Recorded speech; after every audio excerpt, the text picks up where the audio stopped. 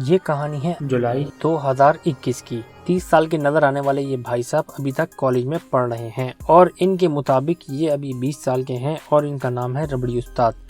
ربڑی استاد کا نام ربڑی استاد کیسے پڑا، یہ بھی ایک بہت دلچسپ واقعہ ہے۔ جب ربڑی استاد پیدا ہوئے تو ان کی پھپھو نے ان کا بہت مذاق بنایا۔ یہ دیکھ کے ان کی اماں کو اس بات کی فکر ہو جاتی ہے کہ جب پھپھو گھر سے چلی جائیں گی تو ان کا مذاق کیسے بنے گا، اسی لیے وہ ان کا اتنا عجیب و غریب نام رکھ دیتی ہیں۔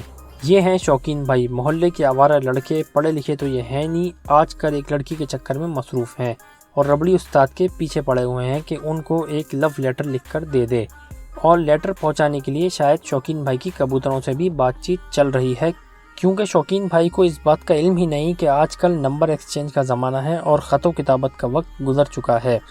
یہ ہیں ہمارے میجک بھائی، محلے کے سب سے اسمارٹ بوائے، پڑھے لکھے، ماں باپ کے فرما بردار، دیندار، اور یہ اکلوتے ہیرو ہیں اس محلے میں۔ یہ ہیں محلے کے مالٹا صاحب، جو 2 بچیوں کے باپ ہیں اور محلے کے آوارہ لڑکوں سے ہمیشہ پریشان رہتے ہیں۔ ربڑی استاد کی بھابھی ان کے لیے ایک ٹیوشن کی جگاڑ کرتی ہیں کہ مالٹا صاحب کی بیٹی حدید کو ان کے گھر اردو کی پرائیویٹ ٹیوشن دینی ہوگی، جس پہ ربڑی استاد اگلے دن مالٹا صاحب کے گھر ٹیوشن پڑھانے پہنچ جاتے ہیں اور بالوں میں لگی چنگم کی طرح ان کے گھر میں چپک جاتے ہیں۔ 1.5 گھنٹہ گزرنے کے بعد جب مالٹا صاحب کی بیگم ربڑی استاد کے پاس آتی ہیں اور ان سے پوچھتی ہیں، بیٹا آپ کا یہیں سونے کا پروگرام ہے تو آپ کا بستر بھی لگوا دیتی ہوں، یہ سن کے ربڑی استاد وہاں سے کلٹی ہو جاتے ہیں۔ جیسے ہی ربڑی استاد مالٹا صاحب کے گھر سے نکلتے ہیں تو ان کو شوقین بھائی پکڑ لیتا ہے اور شوقین بھائی کہتا ہے کہ بیٹا آج تو لیٹر لکھنا پڑے گا ورنہ میں تجھے جانے نہیں دوں گا، جس پہ ربڑی استاد دل ہی دل میں کہتے ہیں کہ بیٹا آج تیرا ایسا لیٹر لکھتا ہوں کہ لڑکی پڑھتے کے ساتھ ہی تجھے ریجیکٹ کر دے گی، اور پھر لیٹر لکھ کر شوقین بھائی کو تھما دیتے ہیں۔ جیسے ہی شوقین بھائی کے ہاتھ میں لیٹر آتا ہے ان کے ہارمونز انہیں بیٹھنے نہیں دیتے، فوراً وہ اپنے ایک دوست کو انکوائری پہ لگا دیتے ہیں کہ کون سا بہتر ٹائم ہے لڑکی تک لیٹر پہنچانے کے لیے، تو اس پہ ان کا دوست بھی پتہ کر کے آتا ہے کہ رات کو ٹھیک 9 بجے لڑکی چھت پہ اکیلی ہوگی۔ یہ سنتے کے ساتھ ہی شوقین بھائی اگلے دن رات کو ٹھیک 9 بجے ڈکیتوں والے اسٹائل میں مالٹا صاحب کی چھت پہ چڑھ جاتے ہیں۔ لڑکی شوقین کو دیکھتے ہی چیخیں مارنا شروع کر دیتی ہے اور اسی ہڑا اڑی میں شوقین بھائی وہاں سے بھاگ جاتے ہیں اور لیٹر ان کے ہاتھ سے گر جاتا ہے۔ جب مالٹا صاحب واپس اپنے گھر آتے ہیں اور ڈکیت والی کہانی سنتے ہیں تو فوراً اس ڈکیت کو ڈھونڈنے کے لیے اپنے ہی گھر کی چھت پہ چڑھ جاتے ہیں۔ ڈکیت تو ان کو ملتا نہیں لیکن اس کا خط مل جاتا ہے جس میں پیار اور محبت کی میٹھی میٹھی باتیں لکھی ہوتی ہیں، جسے پڑھ کے مالٹا صاحب بہت خوش ہوتے ہیں، مگر لاسٹ میں لکھا ہوتا ہے فار مالٹا صاحب۔ یہ پڑھ کے مالٹا صاحب کی تو چیخ ہی نکل جاتی ہے اور وہ سیدھا نیچے آ کے اپنی بچی کی نوٹ بک میں ربڑی استاد کی ہینڈ رائٹنگ میچ کر لیتے ہیں اور بس انکوائری ختم، جرم ثابت ہو گیا اور مجرم مل گیا۔ آدھی رات کو مالٹا صاحب پورا محلہ اکٹھا کر کے ربڑی استاد کے گھر پہ حملہ کر دیتے ہیں۔ ادھر ربڑی استاد گدھے گھوڑے بیچ کے سو رہا ہوتا ہے۔ مالٹا صاحب اس کو باہر بلواتے ہیں اور صرف ایک سوال پوچھتے ہیں، ریسٹورنٹ میں جو کھانے کا آرڈر کر کے ویٹ کر رہا ہوتا ہے وہ ویٹر ہوتا ہے یا جو کھانا لینے جاتا ہے وہ ویٹر ہوتا ہے؟ اس پہ ربڑی استاد کا دماغ گھوم جاتا ہے، اس کو کچھ سمجھ میں ہی نہیں آتا اور وہ کہہ دیتا ہے کھانا لینے جانے والا ویٹر ہوتا ہے۔ یہ جواب مالٹا صاحب کو بالکل پسند نہیں آتا اور وہ ربڑی استاد کے منہ پہ سیدھا چیپ دیتے ہیں۔ اس پہ ربڑی استاد کا بھائی ٹیپو سلطان مالٹا صاحب سے معافی مانگ کر مالٹا صاحب کو وہاں سے جانے کو کہتا ہے اور دروازہ بند کر کے اس کو دونوں بھائی طبیعت سے کوٹنے لگتے ہیں اور بولتے ہیں اسی دن کے لیے تجھے پڑھایا لکھایا تھا، ایک آسان سے سوال کا جواب بھی نہیں دے سکتا۔ وہ تو شکر ہے یہ ہمارا چائنا کا ٹیپو سلطان ہے، اس نے تلوار نہیں نکالی بیلچا ہی لے کے آ گیا، لیکن ربڑی استاد کی بہن اس کو بچا لیتی ہے۔ ادھر شوقین بھائی کا مخبر دوست شوقین بھائی کو بولتا ہے، ابے استاد تم تو کسی کام کے ہی نہیں ہو، لیٹر ربڑی استاد سے لکھوایا، مخبری میرے سے کروائی، خود لیٹر دینے کے لیے گئے تو سارا رائتا پھیلا دیا، تم رہنے دو میں پٹا لیتا ہوں بچی۔ ادھر ربڑی استاد کی بہن اس کو سمجھاتی ہے کہ بھائی باہر نکلو، کب تک گھر میں چھپ کے بیٹھو گے؟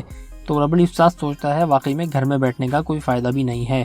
جیسے ہی وہ باہر نکلتا ہے تو محلے والے اسے چھیڑنا شروع کر دیتے ہیں، جس پہ ربڑی استاد کو بہت زیادہ غصہ آتا ہے۔ ادھر شوقین بھائی بھی اپنی ٹینشن میں بیٹھا ہوتا ہے، اپنے دوستوں پہ غصہ کر رہا ہوتا ہے کہ ربڑی استاد کو پکڑ کے لے کر آؤ، جس پہ وہ بولتے ہیں کہ ابے تو کسی کام کا ہے تو نہیں، الٹا ہمارے اوپر ہی غصہ کیے جا رہا ہے، جا خود ڈھونڈ لے اس کو۔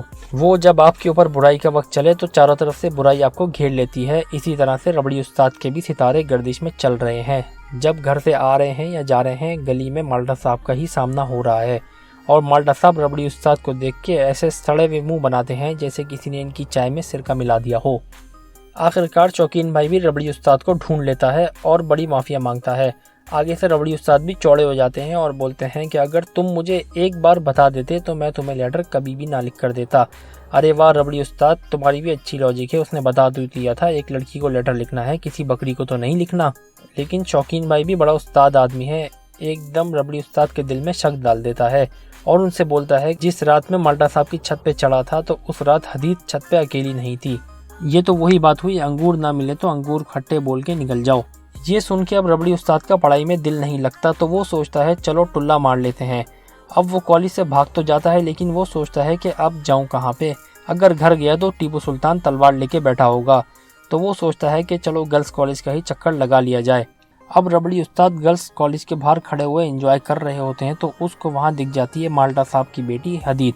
तो वो सोचते हैं चलो इसका पीछा ही कर लिया जाए, और इतने मज़े से पीछा कर रहे होते हैं कि आगे चलती हुई लड़की को समझ में ही नहीं आ रहा होता कि उसका भी कोई पीछा कर रहा है।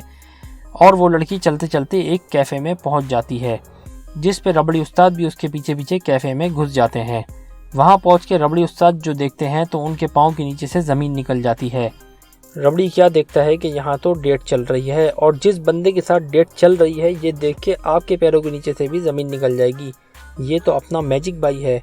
मैजिक भाई तो बहुत बड़ा जादूगर निकला यार, 2 चेहरों वाला बंदा। फिर क्या होना था वही हुआ जो डेट पे पकड़े जाने के बाद कपल्स करते हैं। रबड़ी उस्ताद की मिन्नतें करनी शुरू कर दी और फिर उसको बोलते हैं कि भाई तेरे को हम 10 दिन तक गन्ने का जूस पिलाएंगे। जिस पे रबड़ी उस्ताद बोलते हैं 10 नहीं कम से कम 12 दिन होने चाहिए। तो उस पे लड़का लड़की दोनों मान जाते हैं। मैजिक भाई तो चलो जादूगर है ही, आगे से इस लड़की ने भी बेगैरती में लगता है PhD कर रखी है।